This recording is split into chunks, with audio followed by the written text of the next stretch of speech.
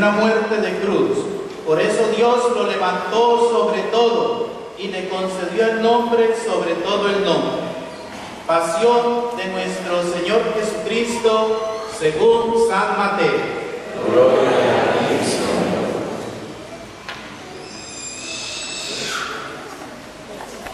En aquel tiempo, uno de los 12, llamado Judas Iscariote, fue a los sumos sacerdotes y les propuso: ¿Qué estáis dispuestos a darme si os lo entrego? Ellos se ajustaron con él en 30 monedas y desde entonces andaban buscando ocasión propicia para entregarlo. El primer día de los átimos se acercaron los discípulos a Jesús y le preguntaron: ¿Dónde quieres que te preparemos la cena de Pascua? Él contestó: Id a la ciudad, a casa de fulano, y decidle: el maestro dice, mi momento está cerca, deseo celebrar la Pascua en tu casa con mis discípulos. Los discípulos cumplieron las instrucciones de Jesús y prepararon la Pascua. Al atardecer, se puso a la mesa con los 12. Mientras comían, dijo: Os aseguro que uno de vosotros me va a entregar. Ellos, consternados, se pusieron a preguntarle uno tras otro: ¿Soy yo acaso, Señor? Él respondió: El que ha mojado en la misma fuente que yo, ese me va a entregar.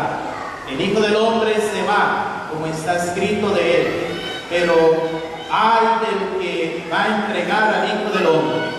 Más le valdría no haber nacido. Entonces preguntó Judas, el que lo iba a entregar: ¿Soy yo acaso, maestro? Él respondió. Tú lo has dicho. Durante la cena Jesús cogió pan, pronunció la bendición, lo partió y lo dio a sus discípulos diciendo: Tomad y comed, esto es mi cuerpo. Y cogiendo una copa, pronunció la acción de gracias y se la dio diciendo: Bebed todos, porque esta es mi sangre, sangre de la alianza, derramada por todos para el perdón de los pecados. Y os digo que no beberé más el fruto de la vid hasta el día en que beba con vosotros el vino nuevo en el reino de mi Padre. Cantaron el salmo y salieron para el monte de los olivos. Entonces Jesús les dijo: Esta noche vais a caer todos por mi causa, porque está escrito: heriré al pastor y se dispersarán las ovejas del rebaño. Pero cuando resucite, iré antes que vosotros a Galilea. Pedro replicó: Aunque todos caigan por tu causa, yo jamás caeré. Jesús le dijo: Y aseguro que esta noche, antes que el gallo cante, me negarás 3 veces. Pedro le replicó: Aunque tenga que morir contigo, no te negaré.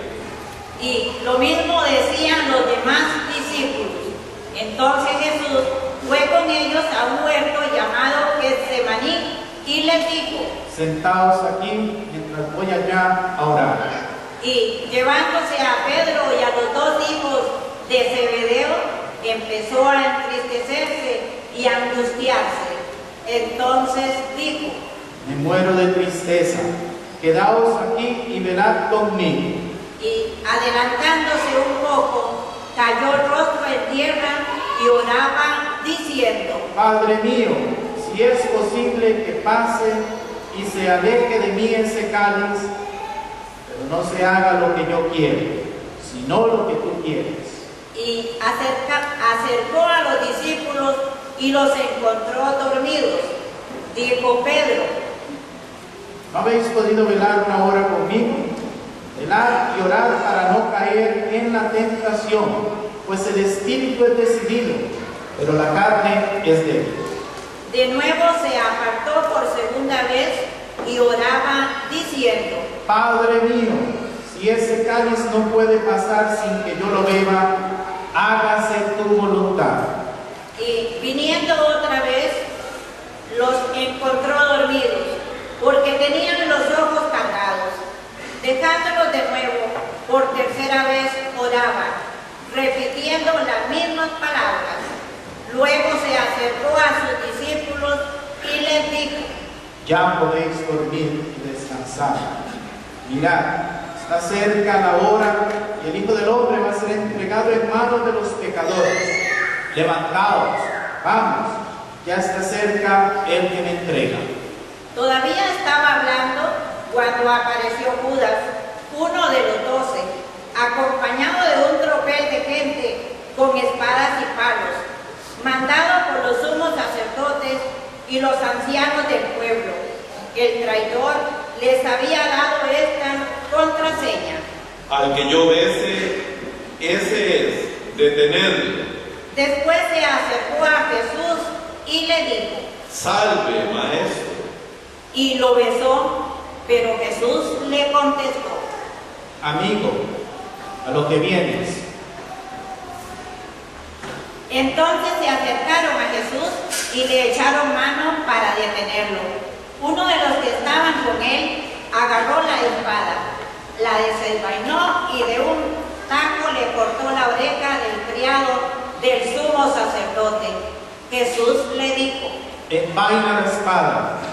Quien usa espada, a espada morirá. ¿Piensas tú que no puedo acudir a mi Padre? Él me mandaría enseguida más de 12 legiones de ángeles. Pero entonces no se cumpliría la escritura que dice que esto tiene que pasar.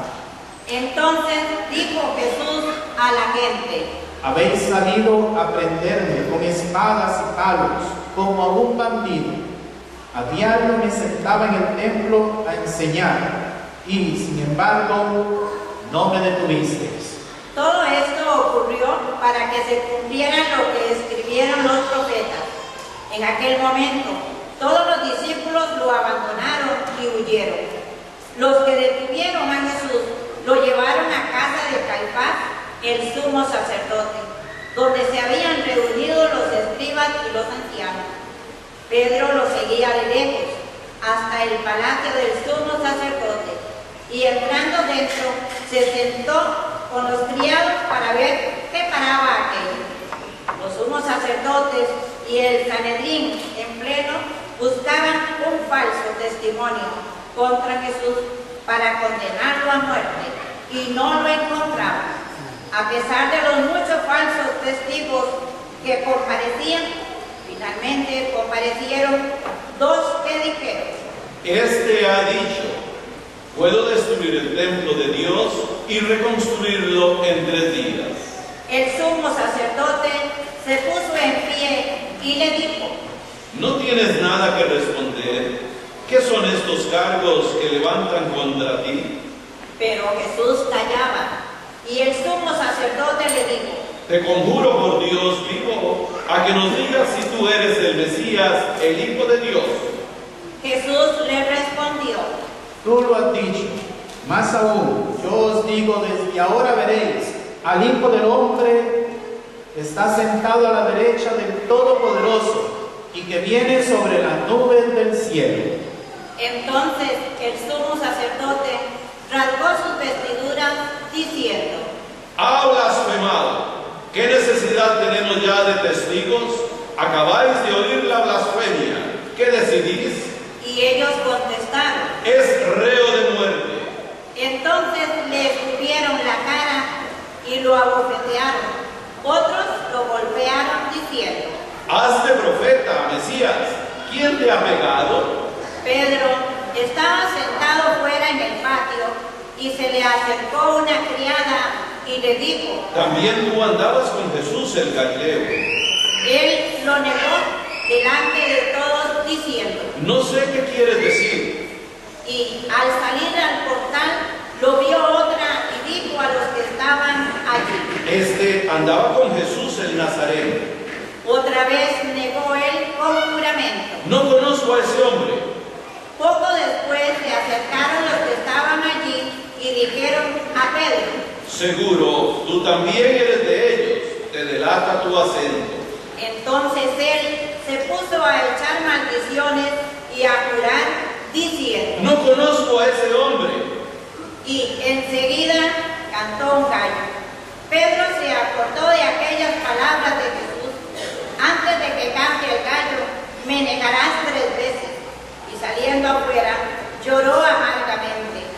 Al hacerse de día, todos los sumos sacerdotes y los ancianos del pueblo se reunieron para preparar la condena a muerte de Jesús. Y atándolo, lo llevaron y lo entregaron a Pilato, el gobernador.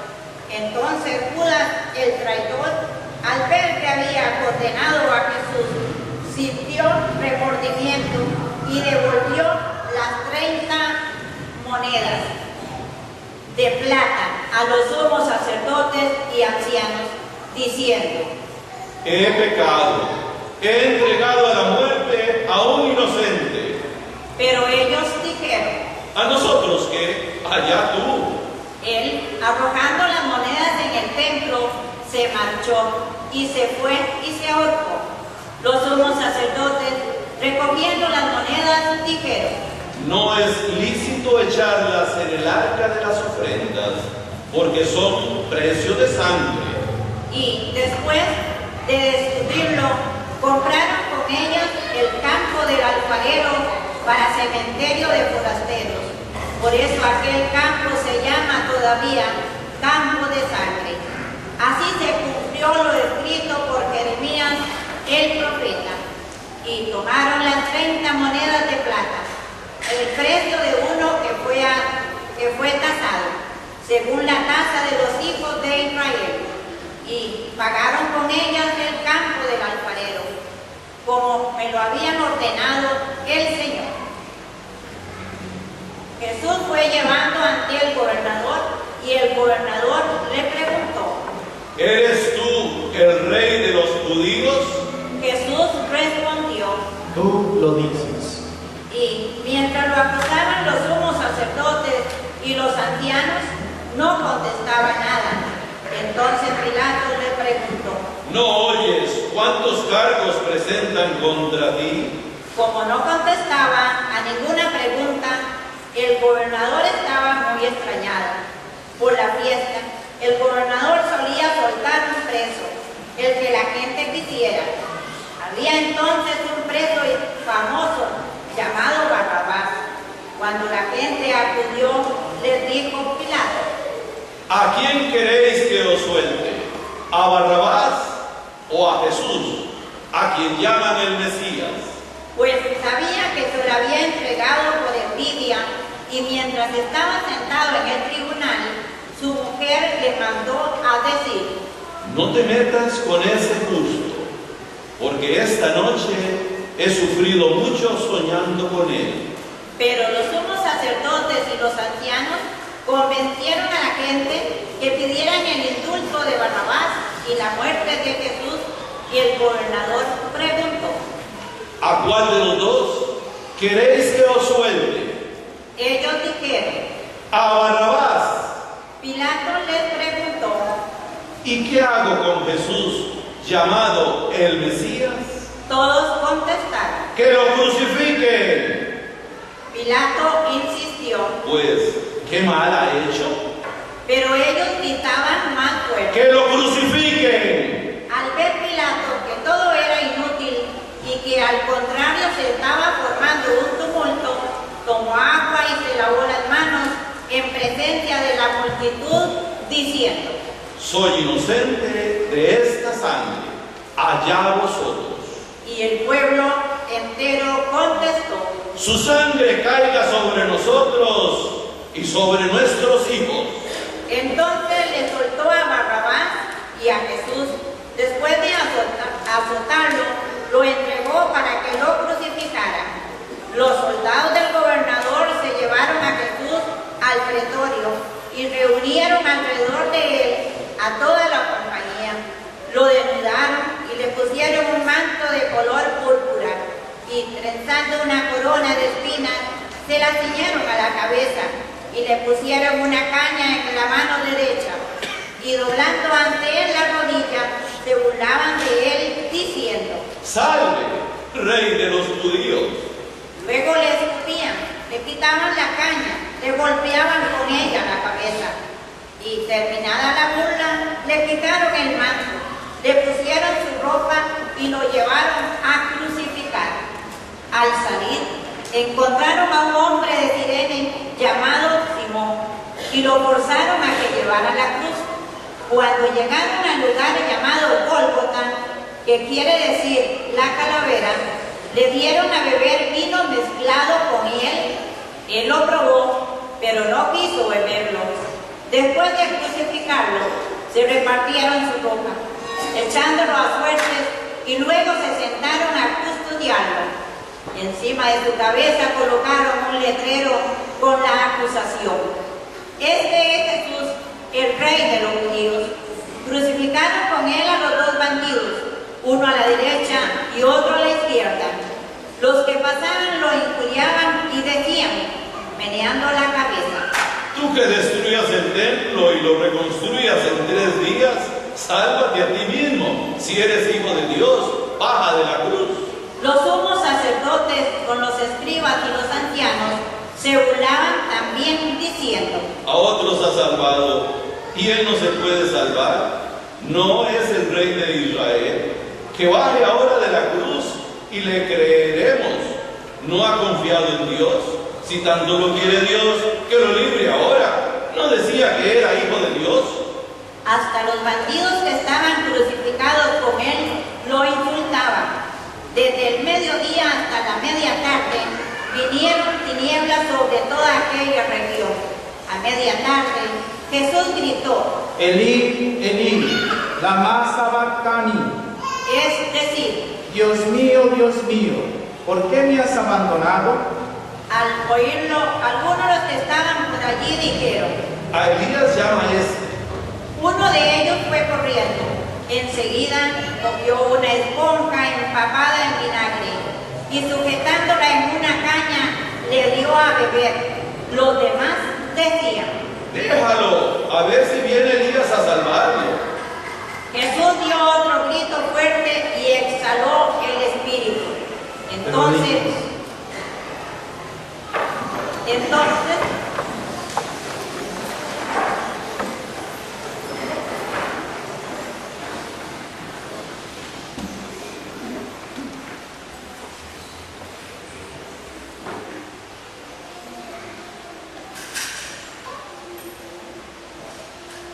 Nos ponemos de pie.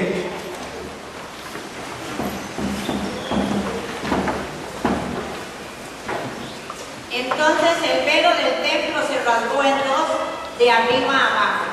La tierra tembló, las rocas se rajaron, las tumbas se abrieron, y muchos cuerpos de santos que habían muerto resucitaron. Después que él resucitó, salieron de las tumbas, entraron en la ciudad santa y se aparecieron a muchos. El centurión y sus hombres que custodiaban a Jesús, al ver el terremoto y lo que pasaba, dijeron aterrorizados: Realmente este era hijo de Dios. Había allí muchas mujeres que miraban desde lejos, aquellas que habían seguido a Jesús desde Galilea para atenderlo. Entre ellas, María Magdalena y María, la madre de Santiago y José, y la madre de los Zebedeos. Al anochecer, llegó un hombre rico de Arimatea, llamado José, que era también discípulo de Jesús. Este acudió a Pilato a pedirle el cuerpo de Jesús, y Pilato mandó que se lo entregaran. José, tomando el cuerpo de Jesús, lo envolvió en una sábana limpia, lo puso en el sepulcro nuevo que se había excavado en una roca, rodó una piedra grande a la entrada del sepulcro y se marchó. María Magdalena y la otra María se quedaron allí sentadas enfrente del sepulcro. A la mañana siguiente, pasado el día de la preparación, acudieron en grupo los sumos sacerdotes y los fariseos a Pilato y le dijeron: Señor, nos hemos acordado que aquel impostor, estando en vida, anunció: a los 3 días resucitaré. Por eso da orden de que vigilen el sepulcro hasta el tercer día, no sea que vayan sus discípulos, roben el cuerpo y digan al pueblo: ha resucitado de entre los muertos. La última impostura sería peor que la primera. Pilato contestó: Ahí tenéis la guardia, id vosotros y asegurad la vigilancia como sabéis. Ellos fueron, sellaron la piedra y con la guardia aseguraron la vigilancia del sepulcro. Palabra del Señor. Sentamos. De escuchar la palabra de Dios y especialmente la pasión del Señor, que nos invita a ver el milagro de Dios, el milagro del amor de Dios Padre, que se las ingenia de sorprendernos, porque muchos en Israel estaban esperando un Mesías por siglos, pero estaban esperando un Mesías que viniera a arreglarles la vida, un Mesías que viniera a aniquilar a los romanos, quitar todo el sufrimiento y poner a todo el mundo rico, sano, que si se muere lo resucite, que si tiene hambre que le multiplique los panes, que si se pone ciego que le cure la ceguera, de que si está con alguna leprosía, alguna lepra, que lo cure. Estaban esperando un Mesías así. Tal vez muchos de nosotros estamos esperando este inicio de Semana Santa, un Mesías que venga como el genio de la botella, a arreglarnos todos los problemas. Y hasta promesas hacemos: vendré a todas las celebraciones si Dios me cambia la esposa, si Dios cambia el párroco, si Dios cambia a mi suegra, si Dios cambia al otro y al otro. Y podemos vivir así, hermanos, pensando que el problema está afuera, que el problema de Israel eran los romanos, que el problema de Israel era Pilato, que el problema de Israel era allá afuera. Y hemos visto que el Evangelio de Mateo lo pone muy claro. Apareció este que decía a la gente que era profeta, y por envidia lo entregaron. La envidia es un pecado horroroso, hermanos, porque dice el libro de la sabiduría: por medio de la envidia entró el pecado al mundo, y por el pecado la muerte. La envidia. ¿Quién se cree ese? ¿Quién se cree ese? Mejor que yo. ¿Quién se cree ese para gritarme? ¿Quién se cree ese para corregirme? Ese maestro en el colegio, ese profesor, mi esposo, ¿cómo se le ocurre corregirme a mí? Yo sé. El sacerdote. ¿Quién es ese? La envidia, hermanos. La envidia. Que nos ciega. Nos ciega, porque esa envidia es el pecado esencial de Satanás. Viendo la belleza que Dios había hecho en el paraíso, se metió entre Adán y Eva y los convenció de que la solución de ser limitados, de ser seres humanos, tenía una solución, y esa solución era el pecado, la desobediencia. Si desobedecemos, seremos como dioses. Dios dice de no comer de ese fruto, pues lo como. Dios dice no robarás, pues robo. Dios dice no fornicarás, pues fornico. Dios dice no mentirás, pues miento. Yo soy Dios de mi vida y hago lo que me da la gana. Sin saber, hermanos, que haciendo eso caemos en las garras del demonio. Y por eso el Señor ha venido humilde, lo hemos celebrado, montado sobre una borrica. El sumo sacerdote era el único que tenía esa posibilidad de andar en una borrica, para arriba y para abajo.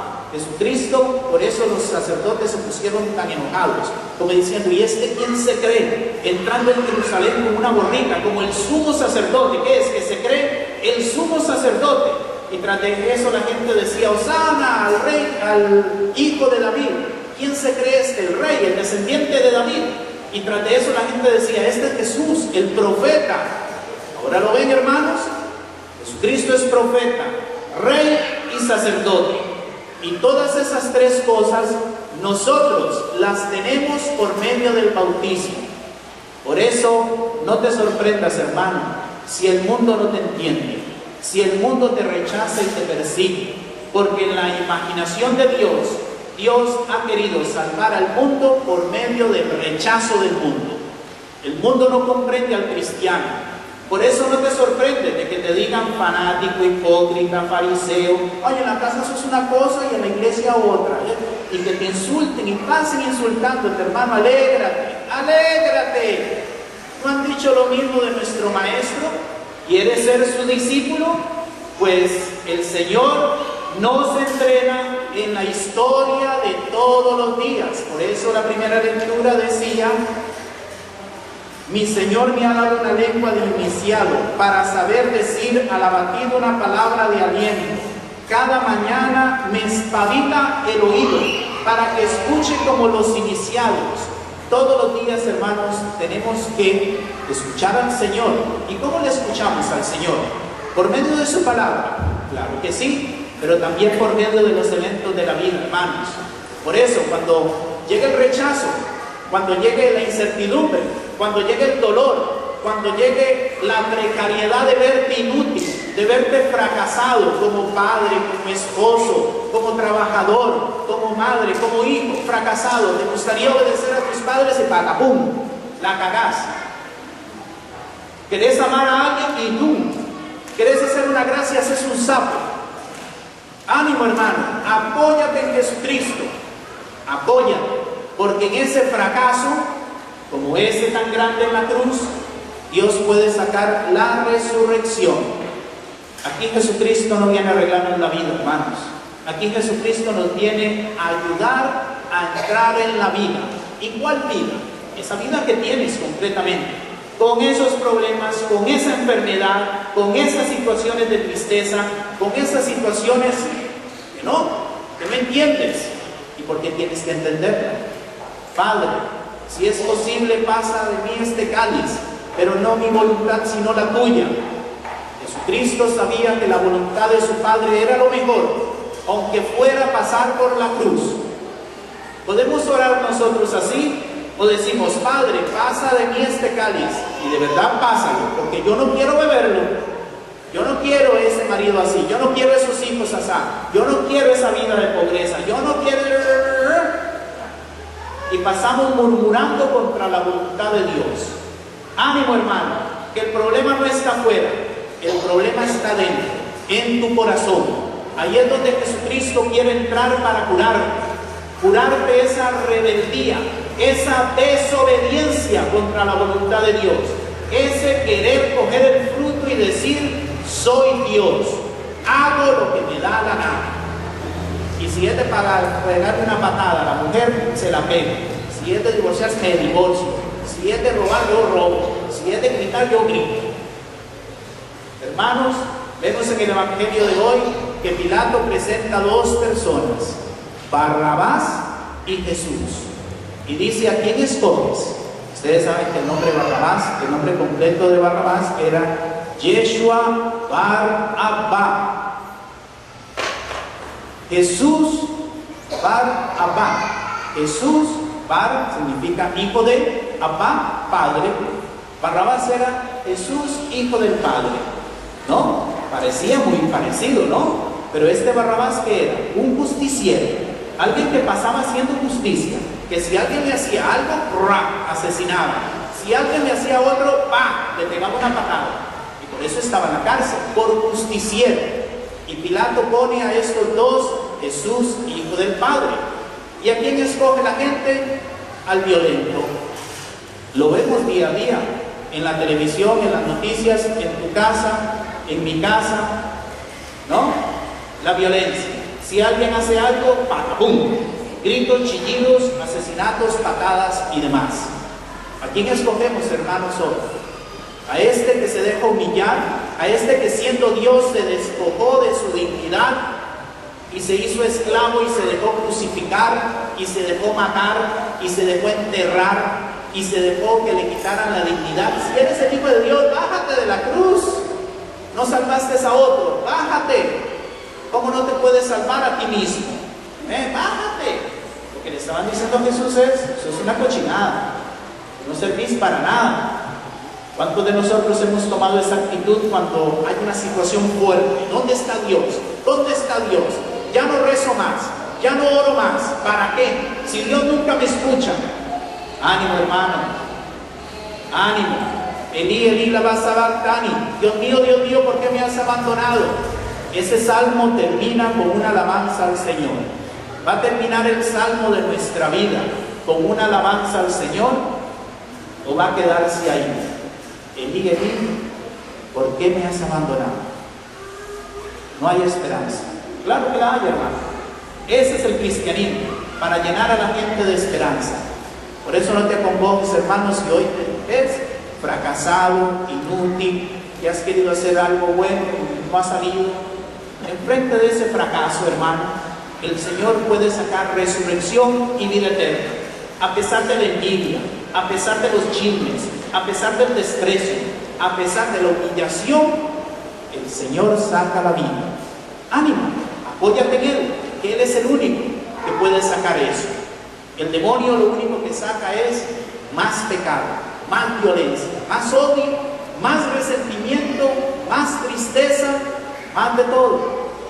Ánimo, hermano, apóyate en Jesucristo. Para eso estamos en estos días santos, para recoger en las alcusas de nuestro corazón el aceite del Espíritu Santo. ¿Para qué?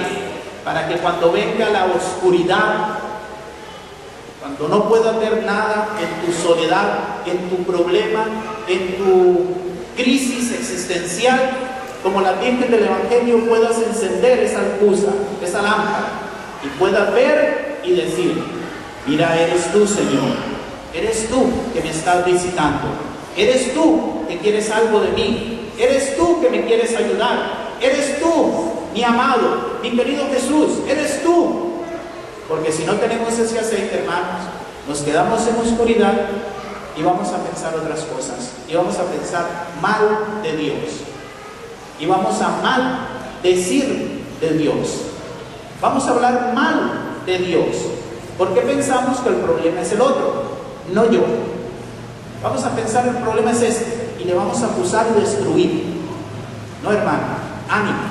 Solo con ese aceite del Espíritu Santo podemos ver el amor de Dios y el amor al prójimo. Que no nos pase como Sansón, que perdió los dos ojos y no podía ver ni el amor de Dios ni el amor al prójimo.